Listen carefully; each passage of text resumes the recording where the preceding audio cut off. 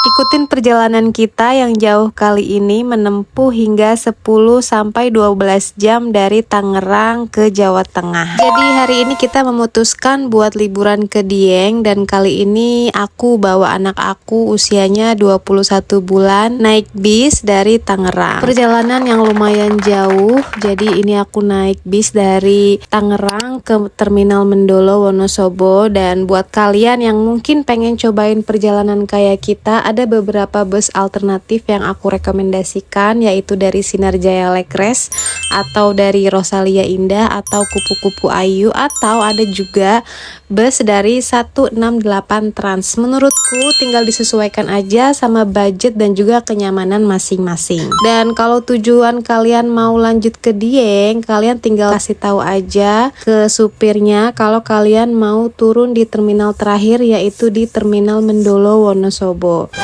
Nah, kita udah sampai di Mendolo sekitar jam 3 pagi dan belum sampai Dieng aja udaranya tuh udah bikin ini kayaknya bakal dingin banget deh. Tapi tenang, Terminal Mendolo sekarang menurutku udah nyaman banget, ada toilet, juga musola, bahkan ada tempat bermain anaknya juga loh. Jadi karena pas kita sampai sebentar lagi masuk waktu subuh, jadi kita putuskan untuk istirahat sebentar, bersih-bersih, dan juga cari minuman yang hangat. Nah, setelah azan kita sholat subuh dulu sebelum lanjut perjalanan kita. Kalau dari Terminal Mendolo ke Dieng, kemarin kita pilih sewa motor karena pengennya lebih satset aja gitu dan bebas kemana-mana. Oh ya, aku juga akan spill nanti tempat sewa motornya. Jadi ini tuh udah tersedia di terminal ya. Nanti aku spill akunnya di sini nih. Setelah semuanya beres, sekitar habis subuh, kita langsung berangkat menuju Dieng. Perjalanannya kurang lebih 45 menit sampai 1 jam kalau nggak nyasar ya. Untung aku tinggal mengandalkan Paksu yang jago baca maps ya. Dan ini salah satu bagian perjalanan yang paling aku suka. Jadi makin naik ke arah Dieng, pemandangannya itu makin bagus banget. Tapi udaranya juga makin bikin menggigil sampai ke tulang pokoknya.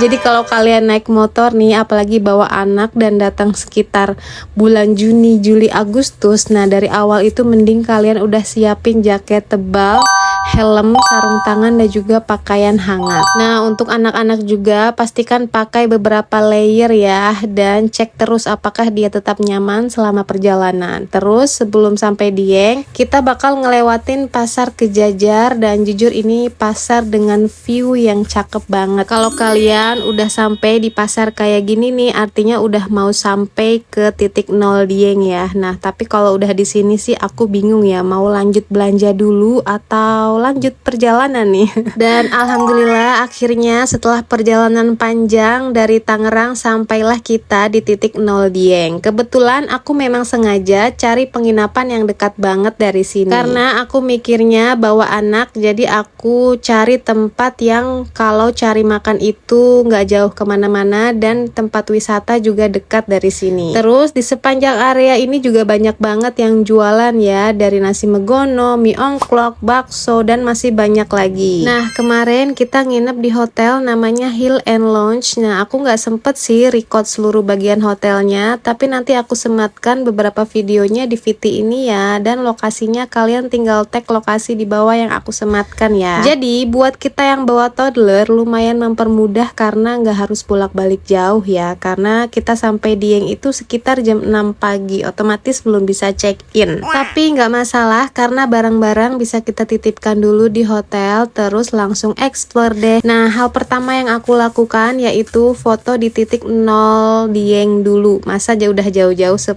jam nggak foto ya kan? Setelah itu kita lanjut cari tempat penyewaan jaket winter di sekitar sini. Ternyata banyak tempat sewa jaket dan banyak pilihannya. Kenapa kita sewa di sini? Karena ternyata jaket suamiku itu kurang mempan sama dinginnya Dieng loh.